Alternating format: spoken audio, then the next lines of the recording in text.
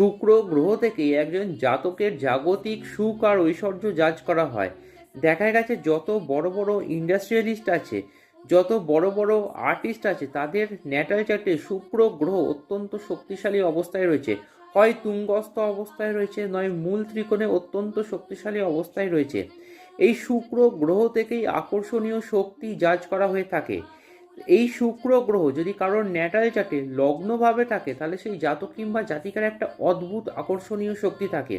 আবার কারো যদি দ্বিতীয়ভাবে থাকে, তাহলে সেই জাতক কিংবা জাতিকার কণ্ঠস্বর অত্যন্ত সুমধুর হয় এবং সে সঙ্গীত কলাবিদ্যায় প্রভূত সফলতা অর্জন করে। কারো যদি চতুর্থভাবে থাকে, সেই জাতক কিংবা জাতিকা প্রভূত সম্পদের মালিক হয়। আবার কারো যদি পঞ্চমভাবে থাকে, সেই জাতক কিংবা জাতিকার কবিত্ব শক্তির এবং সাহিত্য শক্তির বিকাশ পায়।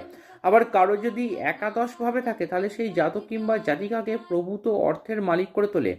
এখন প্রশ্ন হলো, এই শুক্র গ্রহকে স্ট্রং করার কি উপায় আছে?